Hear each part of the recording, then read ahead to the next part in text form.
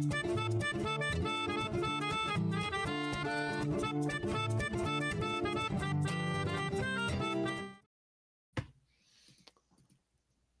you guys, welcome to Steele Wars. I am Steele Saunders, and I do love Star Wars. And good evening. Welcome to the pod. I've got me up on Instagram, and my screen isn't visible. Can you see me, Corey? I can see you. Why aren't I visible on Instagram in the stories? What is happening? I don't know what that means, but like I'm like you're streaming on Instagram too. Yeah. So I wonder if people can actually okay, now it's sort of seeing me. Wait there. All right, enough of that. I don't even. I'm going to be just. I can see you on it. Yeah. Okay. Chapman says that they can see me, but now not Corey. I don't know what's happening. See, what's it like now that you can't be seen? Hey? Well, it was only because you put yourself up for a second, and then there's the little delay. All right. Josh reports he can see us both now. How exciting is that? So exciting. Yeah. Now, Corey, welcome back to the podcast. You said you went to a garage sale. You got something. Yeah. There's I found this little I think this is what Cyril has in his on his bedside in the first. Yeah. Does he? Yeah, in the first season of Andor. So I felt that was fitting. Got a little dead guy right there. Kind of brutal. Who made that thing? Like Hasbro? I think this is Hasbro. Yeah, I think it's Hasbro. Yeah, Hasbro 2000. It's a bit much with the dead trooper. Right? And like is that a good guy or a bad guy? It's a good guy in that pod, yeah. Yeah. Man, that is brutal, isn't it? Yeah, it caught my attention. His helmet's also like cracked. So that's akin just to having like a dead rebel fleet trooper on the ground, right? Well, and then it's even worse. There's a peg hole on his body that you. Oh, that's disrespectful. That's disrespectful to the veterans, isn't it? It really is. You place the clone trooper if you want there, or on the ground base, but it's a little bit I thought it was pretty jarring. There's never been a bigger case for someone listening to the podcast on all these podcasts. If you get it on audio, there's always a link to the YouTube, and now's the time to click because you can see there is something that I picked up specifically to give to you. Really interesting find. It's this this Ben Kenobi. I don't know if this is real or not. I'm assuming it's not. But he is in there. What's on the back? It's like a vintage Ben Kenobi. Yeah. What? It does look. It does, but I don't know. What does it say? What's the copyright on it? It's like a vintage carded Ben Kenobi. But where did you get it from? Garage sale. It says General Mills Fun Group Inc. 1977. Dude, that could be like a legit carded Ben Kenobi. How much did you pay for it? Like 50 cents. So it's. But you gave it to me? Is that what you're saying? Yeah. I was going to bring it to you next time we. All right. I'm pretty sure it could be. Oh, okay. James is saying it's a recarded figure. But still. Still. It's pretty Does it look. Is it perfect? Like the condition of the card? No. There's some. Does it? Like, is there a chance that it's 45 years old? I feel like there is a chance. There's an old like an old card. Corey, everyone listening to the podcast, Corey just sniffed the card. I did. That's the only way to know. Yeah, I don't know. I will bring it to you, and you can do what you want with it. I can appraise it. You can appraise it, yeah. So that and the dead clone trooper for a mere $1. All right. Everyone's saying it's definitely not an original carded figure. But you fooled me, buddy. Well, they fooled me. For 50 cents, though. It's a vintage figure for 50 cents. That's what I'm saying. That's like a pretty good Pretty good lightsaber. That could be like the Kenner recent reproduction of it, though. I don't think so, because that one I looked at a photo between the new one and this one, and they're vastly different. I don't know. We'll see. We'll see. I'll bring it to you. And then there's this card back for like a biker scout. Oh wow, that's amazing. Yeah. Also, they must be reproductions. It must be, because the quality is pretty bad on the back. So got you. Yeah. Well, there you go. My little side quest. Kenneth in the chat wants to know if you're going to go see Superman. I don't think so. No way, really? I mean, maybe. I don't know. It's hard to get me into the theater these days. We'll see. I don't know. That's what I could possibly go see. It takes a lot for me to go to the cinema. Yeah. But I don't know. Superman's very intriguing. He's a Superman. Did you know that?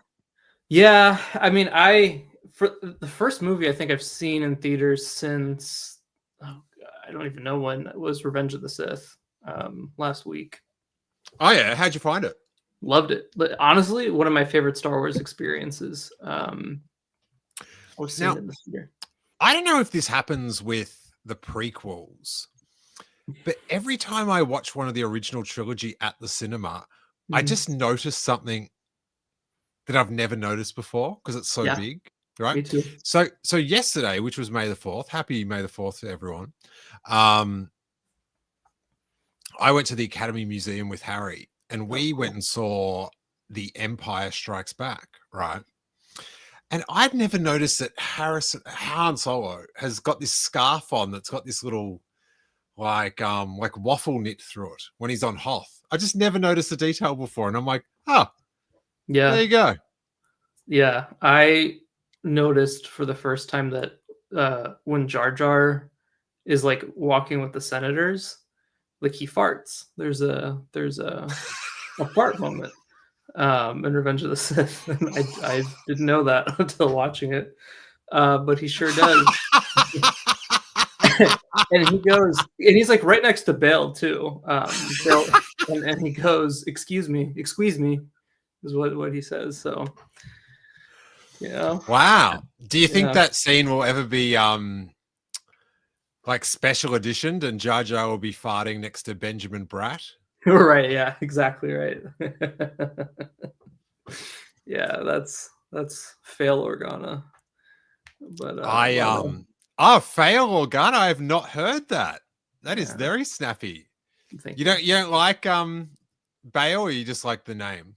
You just like Fail Organa is funny. I just like the name. Yeah. He's that was interesting, huh? There's a lot there. What do you think?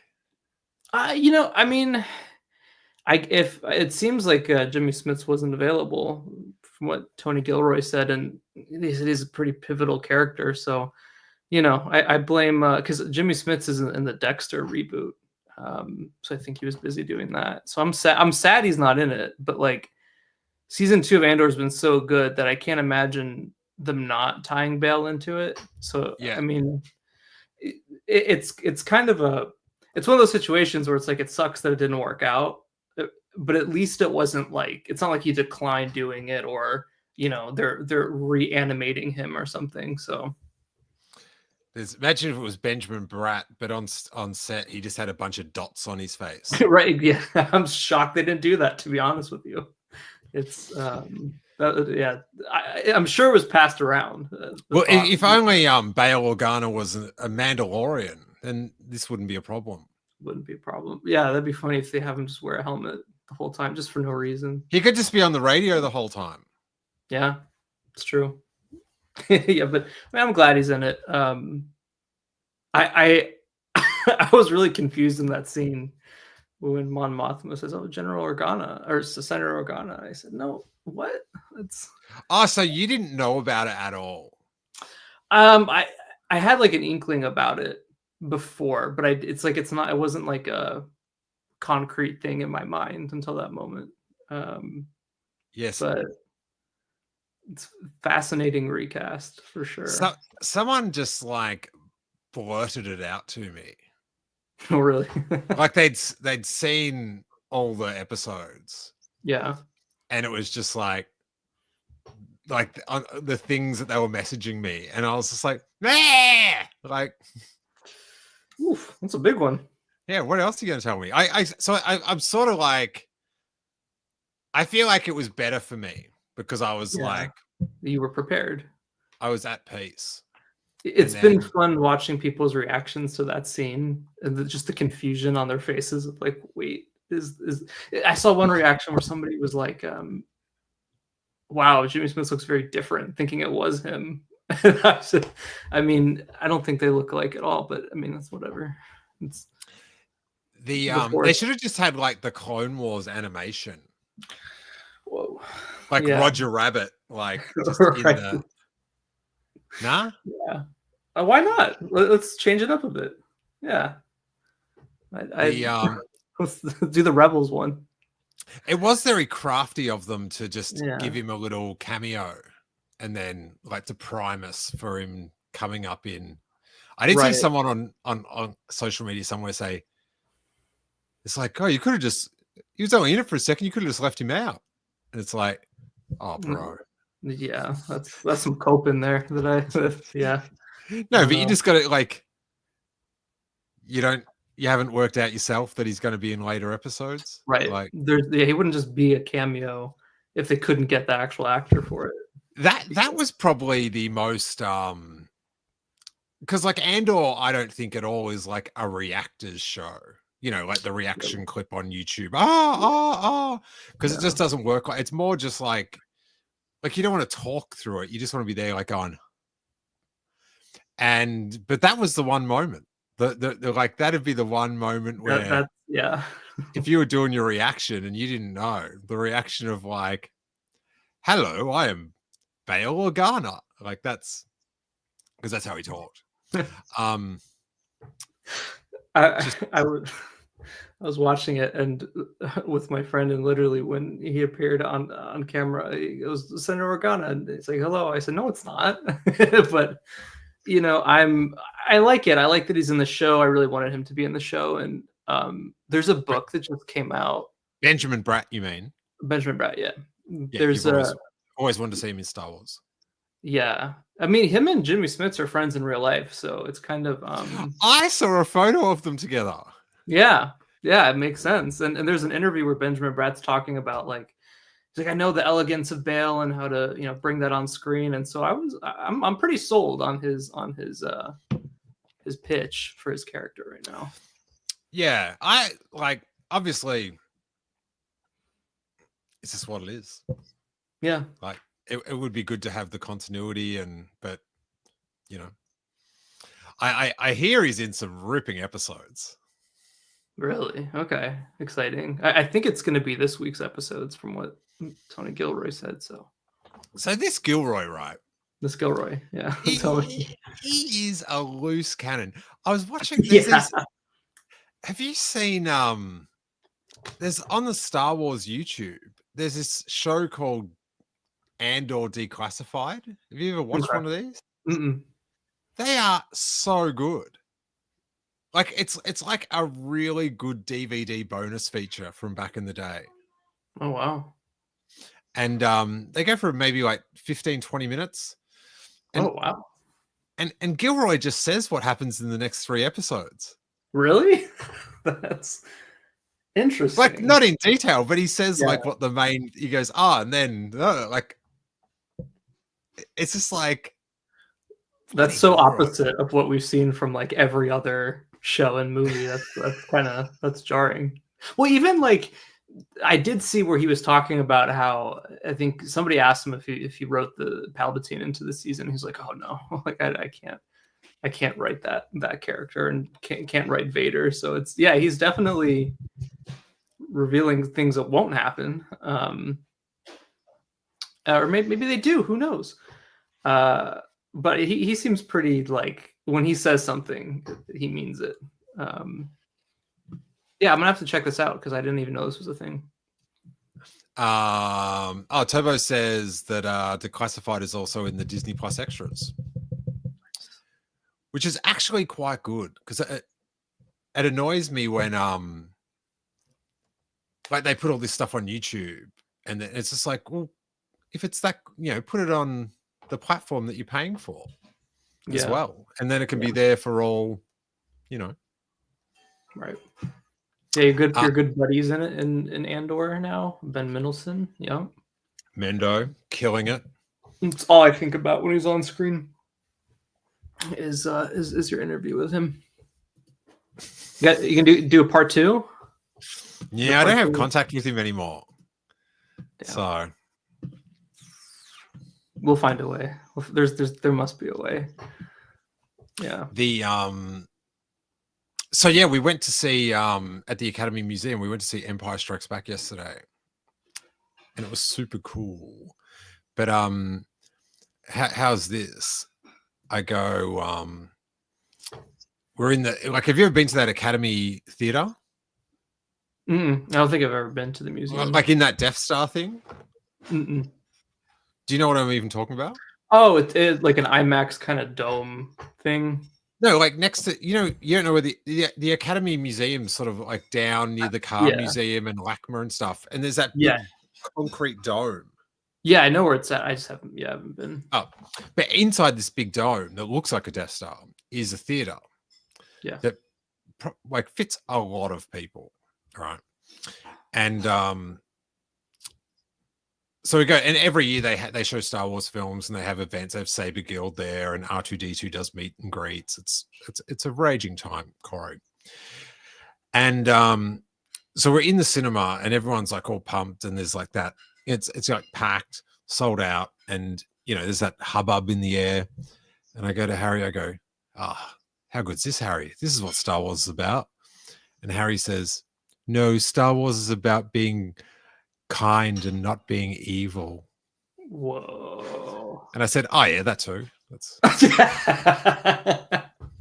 some sage wisdom right there.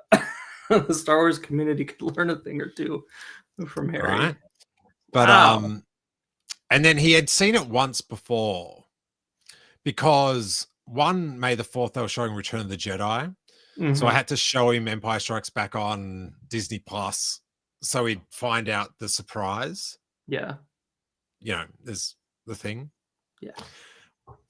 Like, I didn't want him to find out that Luke Skywalker wears a nappy just off the kids at school. But anyway, so we'd only seen that one once before. And when we got up to where he's walking around Cloud City and, he has the little shootout with Boba Fett. And then he goes into the carbon chamber room. Do you know what I mean? Yeah. Yeah. And Harry just like goes, I want to go now. Everything from here is creepy. He's not wrong. Wow. And I'm like, oh yeah. And he's like, yeah, I don't like it when he's in the tunnels. Creepy. So we left and went looking around the museum some more. That was it. That was the Empire experience. Wow. I would like to think that he just doesn't like seeing father and son fighting. Well, I mean, he's said a very deep thing earlier, so I feel like that could be a possibility. What's his favorite Star Wars movie? Like, what's his thing for Star Wars? I don't know. Probably his favorite film was Return of the Jedi. He likes, because we read the storybooks, he likes the storybooks more than anything. And he likes the stories around Count Dooku. He likes the Attack of the Clones, Revenge of the Sith era. Okay. Yeah, he has taste. Love that. Count Dooku. You should show him the Tales of the Jedi Count Dooku 3-episode arc. See what happens then. Yeah, that's a bit old for him, I think. Because that's why we didn't go see Revenge of the Sith, because I was like, oh yeah, that's Ooh, yeah, creepy factor would be. Yeah. Because he tapped out recently on Jumanji. Like, you know, Oh, that. there's those giant mosquitoes, which are quite violent, by the way. But Yeah. No, that's that fair. that he ixnayed Jumanji on that one. Yeah. So how are you liking this Andor series, Corey? I really like season 2. So when season 1 first came out, like if you recall, maybe not. I wasn't the biggest fan of season 1, and then I rewatched it, and like recently rewatched it. Catherine Neen was the biggest fan of season 1. So That's how true. could you be? You can't compete. But I rewatched it before season 2, and like I loved things about season 1. I didn't hate it at all, but there was, I don't know. But then I rewatched it all the way through, loved it, like completely captivated by it. And season 2. What about that episode 9, Corey? Come on. Oh yeah, well that arc is a whole other league of its own. Like it really is. Yeah, that arc in particular is some of the best Star Wars out there, or just anything in general. So rewatching that was a real treat too. And season 2 is phenomenal so far. I like it more than season 1. And I feel like these next 2 arcs are going to be crazy. So yeah, Brasso, that bummed me out quite a bit. Very sad. That was a tough episode for sure. Well, they're doing one major character at the end of every arc. One a week, yeah. Oh yeah, it is one a week. We literally have two more characters that need to go. So way more than 2. That's true. Yeah, I guess we got Luthen. I don't know. I'm gonna be so sad when Luthen dies. He's my favorite. He's epic. Yeah. Just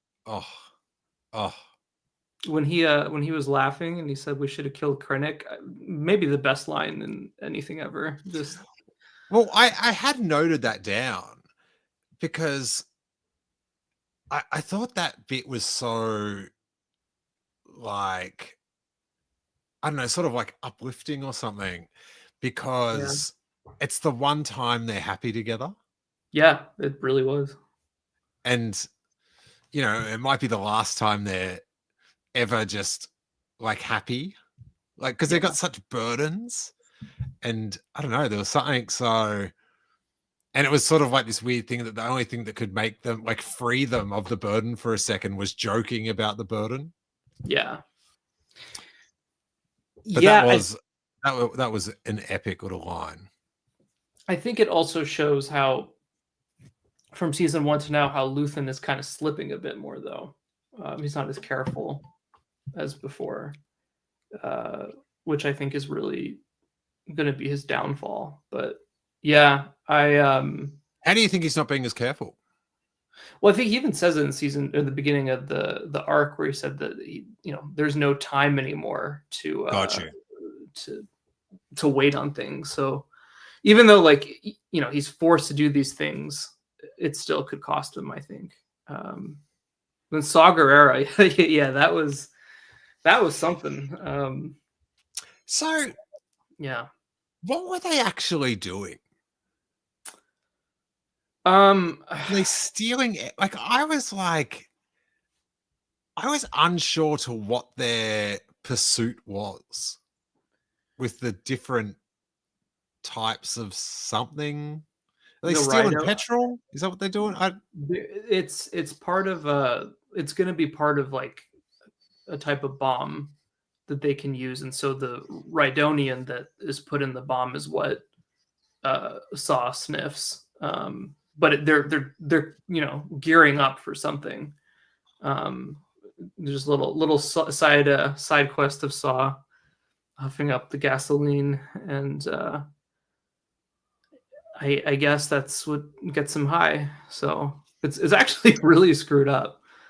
So do you know how that guy that's friends with Andor? Pardon me, I'm not knowing people's names, but Wilmon, yeah. Yeah, and so he was teaching that guy how to like steal the petrol. Yeah. And then Saw killed him. Was the guy actually a rat, or is Saw just like crackers? I think it's up to interpretation. So I think he could be a rat only because there's that one line where he asks Willem, like, do you have, or where did you learn how to do this? The minute he said that, I became a little sus of him because he was kind of fishing for, Ooh. yeah. Or it could just be like a friendly thing where they're on the same side and he's curious. So it's really, I don't know. Ah. Yeah. Tony Gilroy really. Well, actually, I guess the guy who wrote this arc is the guy who also wrote the One Way Out arc. So I hear. Yeah, so it felt that way. Yeah, I guess Saw is just insane. Like he keeps getting crazier every appearance he makes in Star Wars. So I Well, kind it's of love sort that. of. I feel like it's going to make how he acts in Rogue One make a lot more sense, because it Oh, was for just sure. like, chill out, Ball Gullet. No, you don't need the Ball Gullet. Right. But the Yeah. whole bit where he's like huffing that gas or whatever, and then he's talking about his like, oh, the gas is his sister or something. It's just like, oh, like, wow, there's some serious issues, bro. Yeah. Well, I mean, You got to let it go. I think he's gone. Even in now I question in Rogue One, when he has the oxygen tank, like is it oxygen or is he Yeah, just, or is he just huffing? I I feel like hope he's he's. just huffing. I hope he's huffing. Me too. Yeah. Do you know what I mean?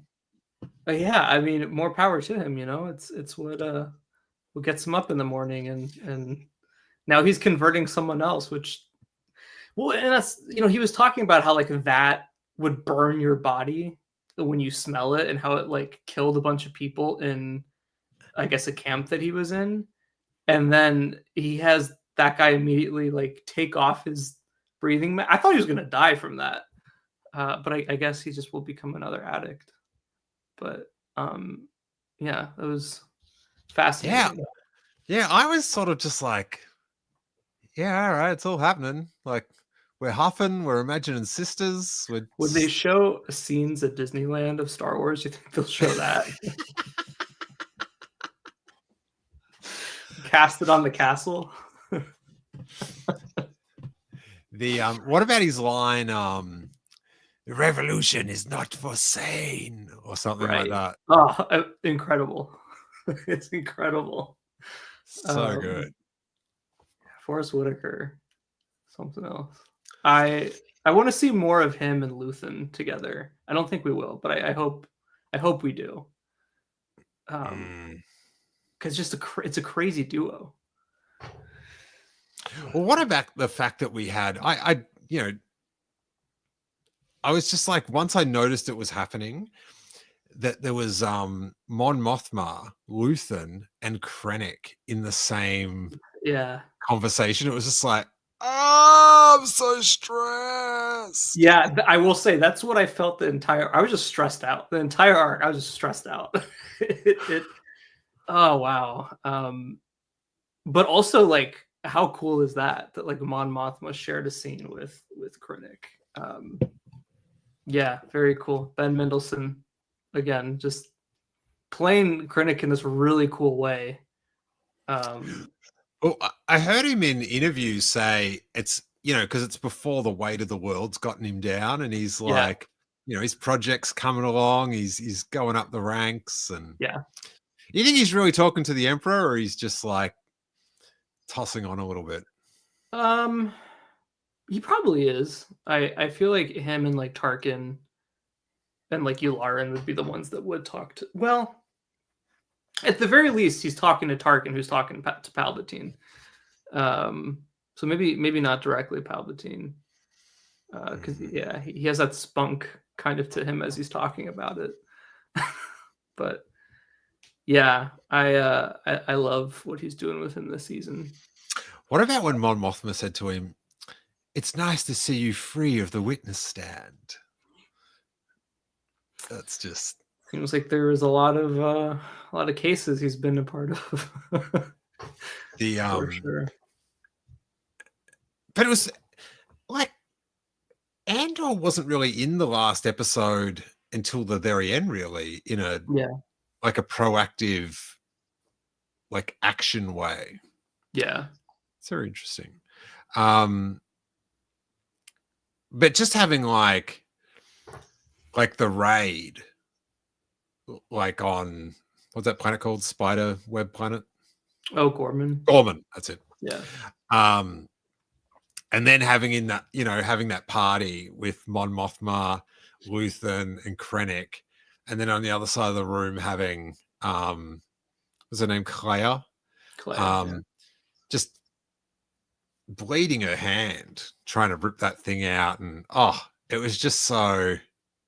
Yeah, the tension was Like when that double agent officer's like, "Do you know who's in this room?" I'm like, "I know who's in the room." Yeah. Yeah. I think with the first season, there was definitely moments of like anxiety, but there was some moments where I'm like, if they're doing season 2, a lot of these characters will make it. But now it's to the point where like you really don't know when something's going to just explode and go the wrong way. So I mean, as we saw with even Cinta's character, that was crazy. Yeah, I feel like Vel is probably next in line to die, but we'll see. Really? I think so, because I think that would help push Mon Mothma even more to be like, oh, now's the time to go. I think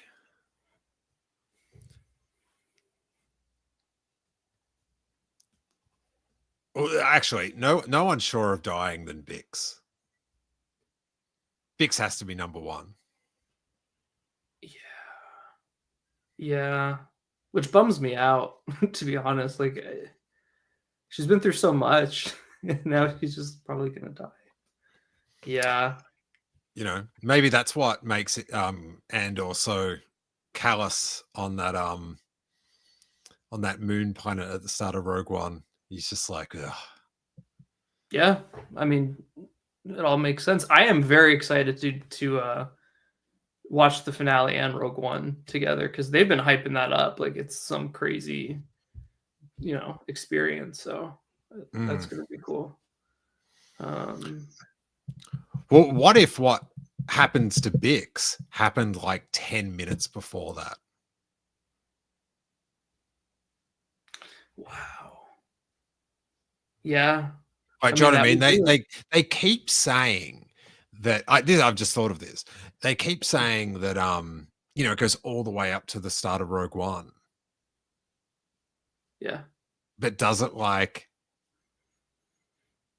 up to the 3 minutes before it or what? Yeah. Yeah. Like changes everything and yeah. I reckon something very dramatic happens right at the end. Yeah, that would make sense. Oh my gosh, I didn't even consider that with Bix, but yeah. I mean, Cassian's clearly done when he gets off that planet, so wow. It was interesting in that the what's it called? Andor Declassified, the StarWars.com official sort of recap there. It should be noted it is very well done. Like, it's not talking heads or anything. It's just sort of like, no, it's talking heads, but not like a Star Wars person. It's just the actors and Tony Gilroy. Yeah. And just talking about sort of like their motivations and goals and stuff with the character. It's really good. But Diego Luna says that the thing that he was missing in the first season was like love. And so now like the second season's like a love story sort of thing, like showing love in Revolution. Right. Okay, this is interesting. Age of Grogu says, did you guys see that Gilroy said in an interview that Lucasfilm might be prepping each story for the big screen next year for Rogue One's 10th anniversary? Yeah. that's a lot of things to have at the cinema, though. Yeah, I would think they'll probably do like It's the like a finale. 24-hour marathon. Oh God, yeah, no, I'm all right. Yeah, I could see them doing the last arc in the movie, but I don't think they would do the entire. That'd be crazy. I mean, maybe.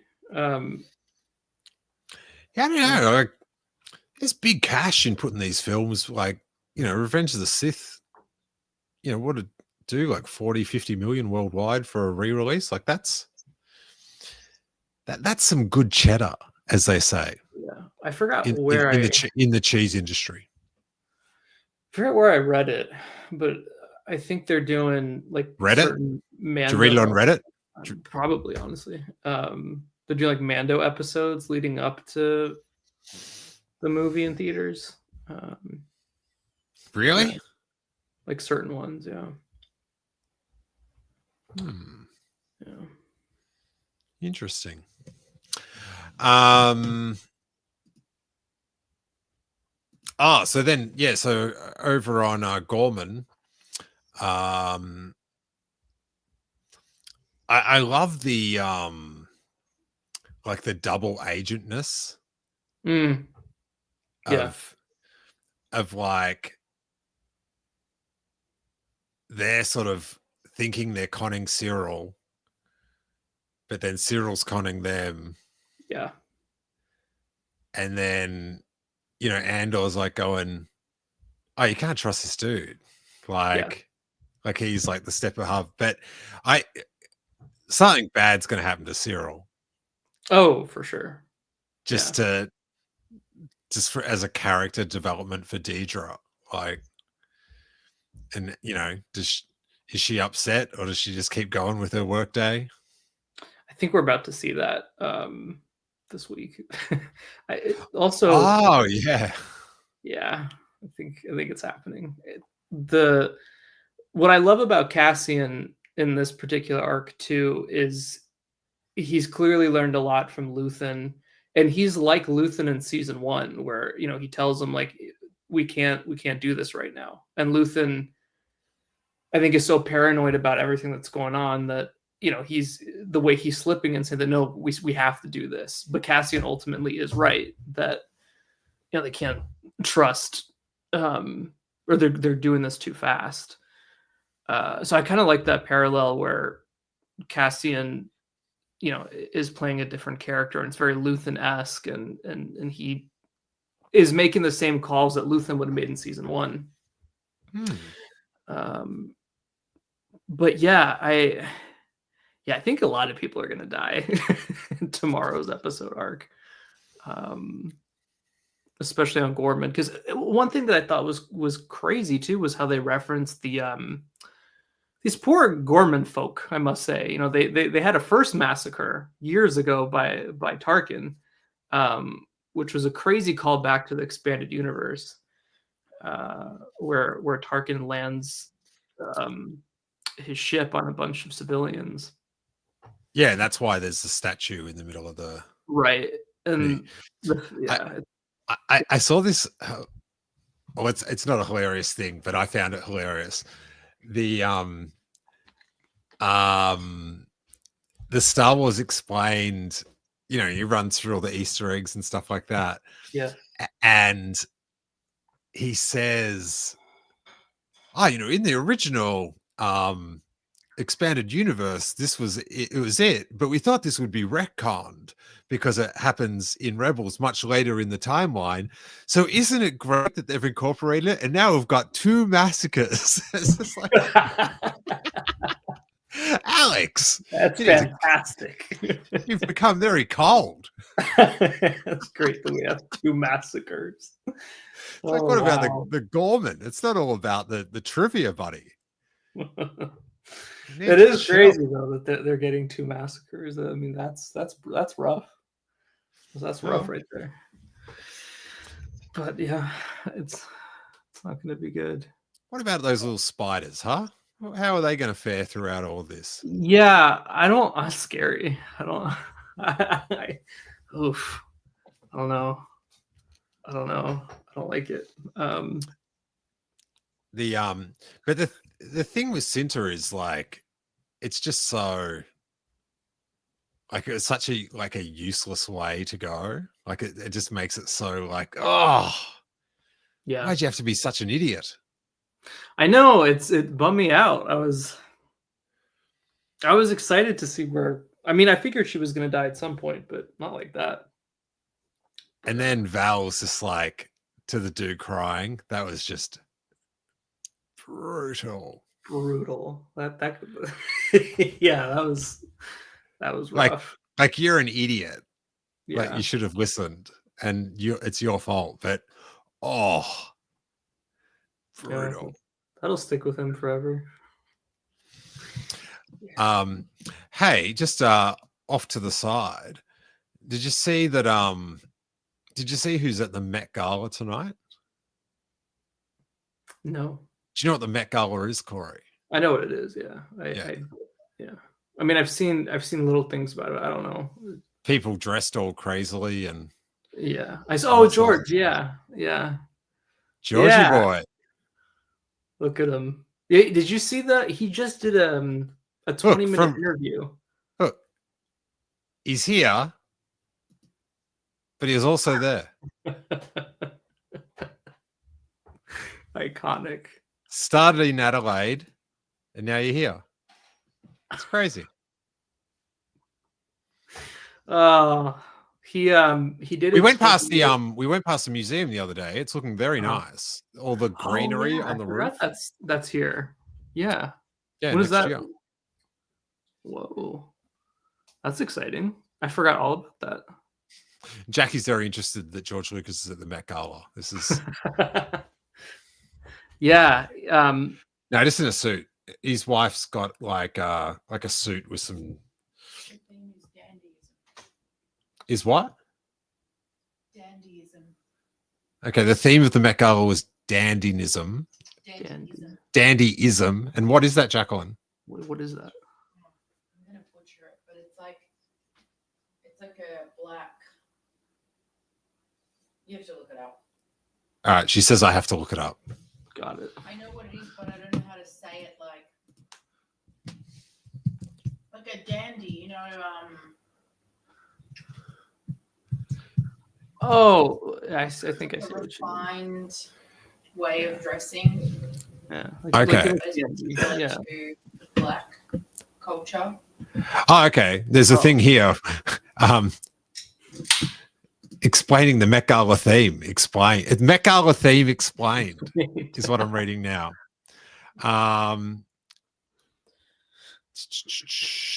Okay. The dress code is tailored for you. Super fine tailoring, black style.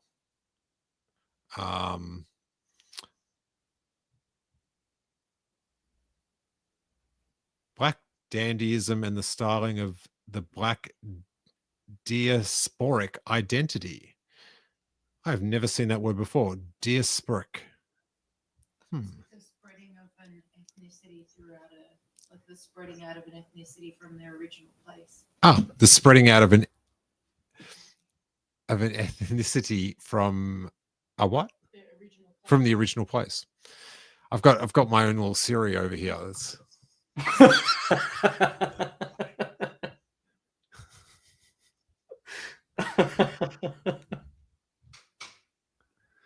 Okay, well, I guess now we know. Well, we sort of do. Sort of, yeah. We know what we don't know. Right.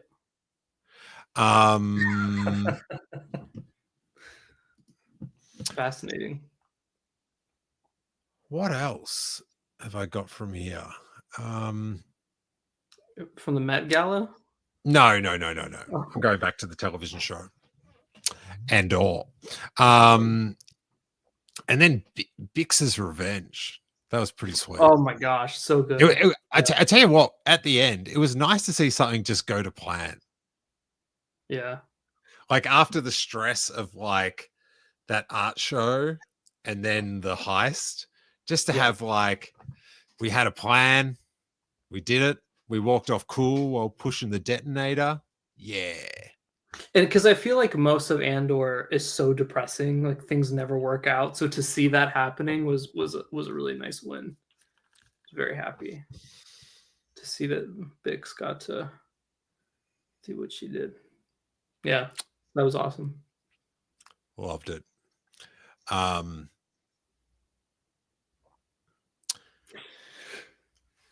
Any other little thoughts on the Andor? I wonder if we're ever going to see B2 emo again. I feel like probably not. I forgot his name was Emo. Yeah, B2 emo. I really like. I really did like seeing, thinking that maybe Cyril was like not a horrible person, and then all of a sudden he surely is. And that moment where he's in the briefing room, in the Imperial briefing room, and he's like, "Is it okay if I say this is the best day of my life?" That man is cooked. It's going to be really bad for him this week. He's just so needy. It's rough. Yeah. So with him, do you think he'll like work out what he's doing is wrong before? No. I think in his mind, well, I don't. It's tough because like it's possible. I mean, because the whole reason he's going after Andor, in his mind, he's doing the right thing because 2 people got murdered, and so he thinks that he's justifying that in his mind. So I would assume if he sees that there's effectively what a genocide, I would assume he would have issues with that, but maybe not. Maybe that's the toxic relationship of Deidre and Cyril, that he would do anything for her. Yeah, because he doesn't know why he doesn't know the real reason. Right. He only thinks he's capturing rebels or helping the Empire with that. He doesn't know what good stuff's in the planet core.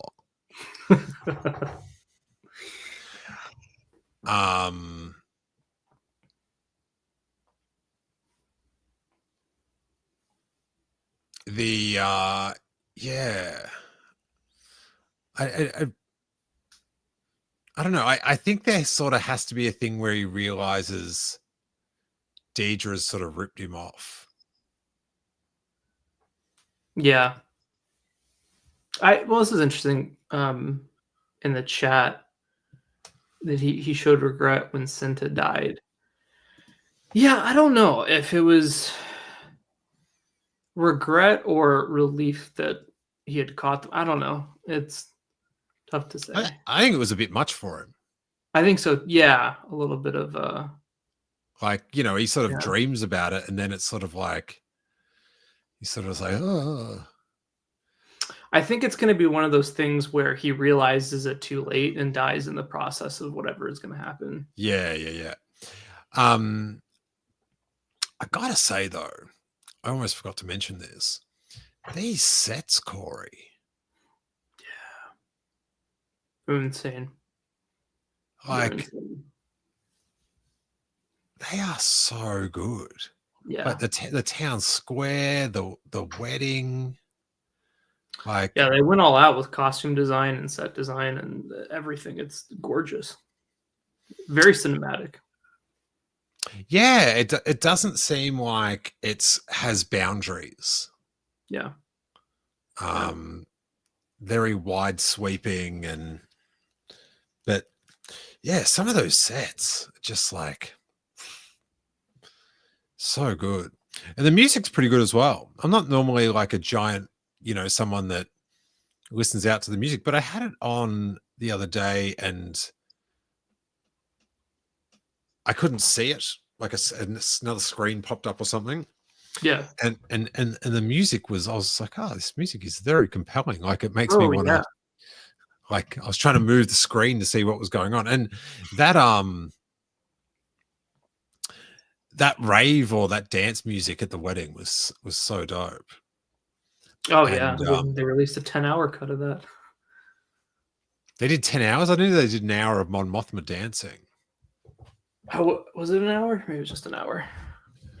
Yeah, whatever that was. Well, it's been noted that you have no concept of time. So I don't. Oh wow, that's a callback. it's not from that long ago, Corey. So it's not such a long ago callback. Right, So you've got no concept of time. Yeah. So Age of Grogu says, yeah, the score is on Amazon and Spotify now too for 1 to 3 and 4 to 6. Very cool. Interesting. I don't think I'd ever listen to a TV show's score, but I like it there with the show. Do you know what I mean? Yeah, I listened to all of Ahsoka and some of the Bad Batch. Because I just love the Kiner stuff. I haven't listened to any of the Andor by itself, but I might, because it is really compelling this season. Very compelled by the music. Yeah. I love the way you go, I might. I just might. I'll show you all. Exactly. I'll have my headphones on, listening.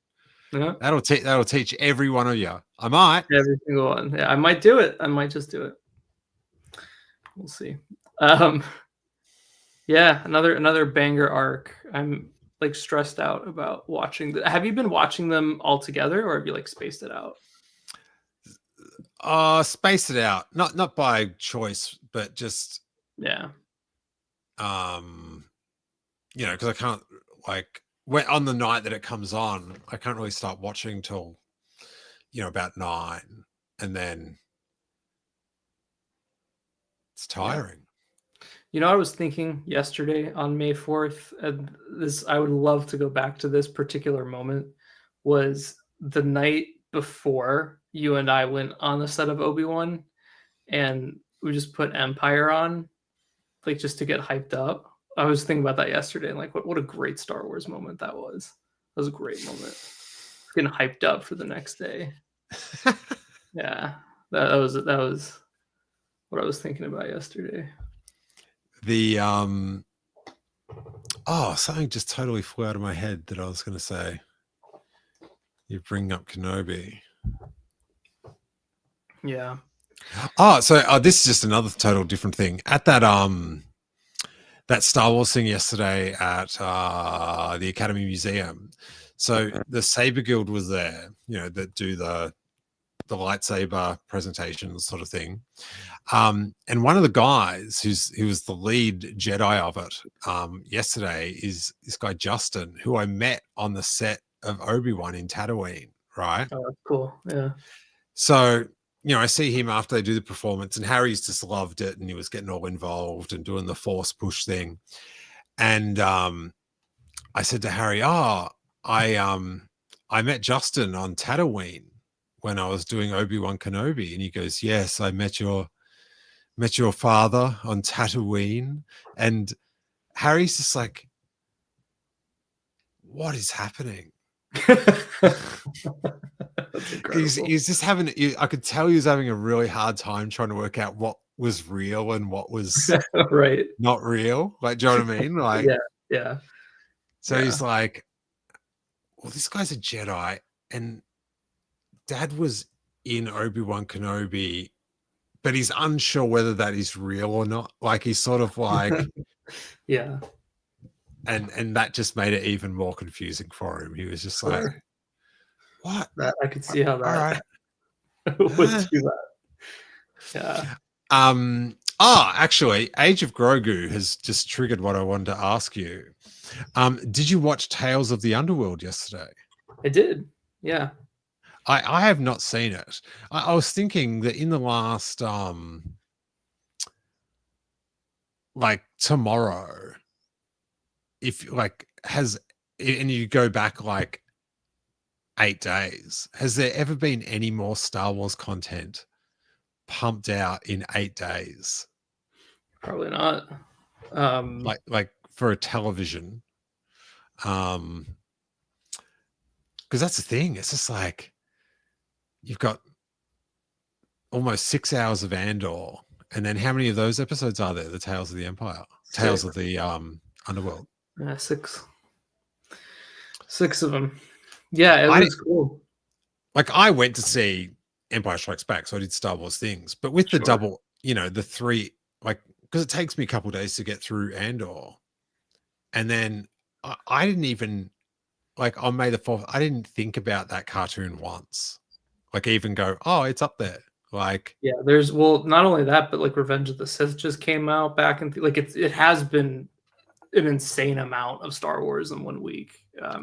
Before Revenge of the Sith hit theaters, I really wanted to kind of build up to it. So me and my friend Justice, we watched almost the entirety of the Clone Wars. oh, yeah, we went through like not all at one sitting, like throughout a few months, and then we did some Rebels, and so then watching Revenge of the Sith was like a cool experience building up to that. But no, we watched Tales of the Empire last year, so we watched Tales of the Underworld this year together, and yeah, like she's a massive Ventress fan, so this was a big deal. For me, a huge Cad Bane fan. I do love Ventress as well, so I was very stoked about it. Yeah, they're really good. I mean, all these shorts are like, they tell a condensed story, and sometimes it feels like they're setting something up. Sometimes it's contained. Like the Cad Bane story was very much contained and pretty shocking. It was a pretty shocking like arc. Like the themes in it were very in like adult, I would say. The Ventress one was more of like there's like a kid Jedi with her the whole time, which I thought brought it down a little bit, but yeah, it was cool. It's the thing is, like, there's something I just want to spoil it for you. Yeah, no, that's all right. This is funny. It's like getting in your little jabs, just like, yeah. Kid. Yeah, it's the kid. It just sounds mean because you're doing it about a kid, like you're like being mean to a kid. Right. Yeah. That's my specialty.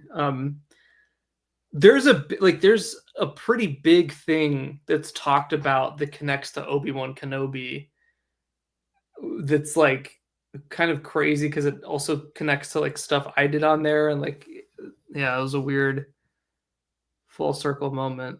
But maybe next week we'll talk about it when you've seen it.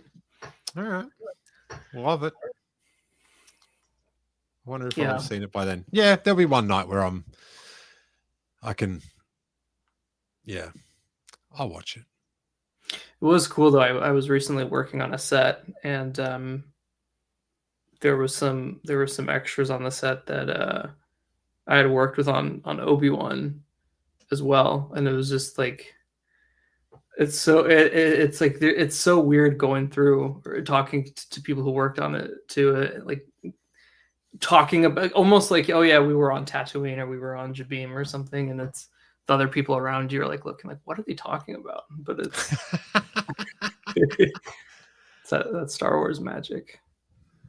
Yeah. Oh, someone actually on Instagram, I don't have the window up anymore. They did ask if I'm in The Residence, and do you know that show? It's like based in the White House on Netflix. Mm-hmm. And I am in it. There's some pretty harsh full frontal Saunders in it, clothed, but yeah, hold on, I was whoa. How much is how much is the nude bump, Corey? It's $100 more. Is that? Yeah, it's like $216 if you're not SAG, and then it's like $416 if you are SAG. Yeah, that's the thing, like that people might not have any idea about, but like with the extras, with all these little things that you do, you get a bump, and some of the extras are just gagging for them, and they know all the rates. So if there's smoke on set, there's a smoke bump. I think that's like $10. Yep, sure is. Maybe one if you get wet. There's one if you bring your car and it's featured in the background. Car bump, pretty sweet. There's a makeout. There's a kissing bump. Ever heard of a horse bump? It sounds terrifying. I've seen What's a horse bump? if you bring your own horse. Bring your own horse. Yeah. No, Oh yeah. dude, that's why it's so hard to make it in Hollywood. Like, who has a horse just sitting around? Oh, you'd be surprised.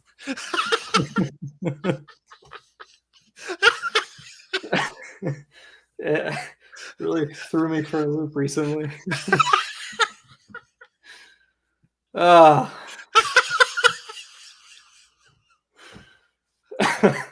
All right, that's. Oh man, Yeah, it's wild around here. clearly, this episode has Long enough. Oh man, that is. I didn't even say the gone long enough bit, but oh my god, the horse, The horse. man. So you're Mango. working on the Mr. Ed remake, huh? Oh wow. Do you get that reference even? I don't get that reference, but I Ah. will. I'll laugh with you. You're killing me. All right, Corey, do you have anything to plug at the end of this podcast? Yeah, I mean, you can follow me on Kessel Run Transmissions. We haven't posted anything in a few months just because of scheduling, but I think we're going to do some stuff soon. Some, regular streams. And I'm like, I just finished working on a project, so I'll be popping in here to annoy everyone more frequently. With horse updates. Horse updates. Oh, I'll have to tell you that off air. It's pretty crazy. It's pretty crazy. All righty. Well, I should say, if you're a Patreon, we've got a new episode of Star Wars Dubai podcast up. I think we put it up last week. I'm not sure if I've got the little that I do with Hawes. It's on video and audio. We are in 1992, Corey, when they brought out a book called The Glove of Darth Vader. Oh, I was obsessed with that book. No way, really? And that entire, oh my god, yeah, the Glove of Darth Vader, like 6-book. Oh wow, that was my Star Wars. Really? So you've smelt the glove? I know about the glove. I know about Ken. I know it all. Wow. Oh yeah. Everyone loves the glove. What about, did you ever go on a mission to Mount Yoda? I did. Yeah, I sure did. Well, that's all the stuff we're talking that about cover over there. just flashed in my mind when you said that. Wow. Yep. Yeah. And we'll be back next Monday, same time, and we'll be talking about, I don't know, probably just bad vibes on Gorman. Yeah, I think it's gonna be a very depressing 3-episode arc to dissect. I reckon the price of those Gorman sweaters is going to be skyrocketing because those spiders, they're not going to be knitting too much. Let me tell you. Yeah, I don't like it.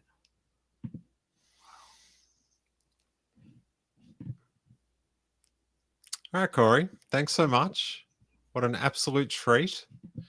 And may that force be with you. I didn't put on this our special Corey theme. It's been so long. I'll dust it off to see us out. What do you reckon? We'll dust it off for next week. Yeah.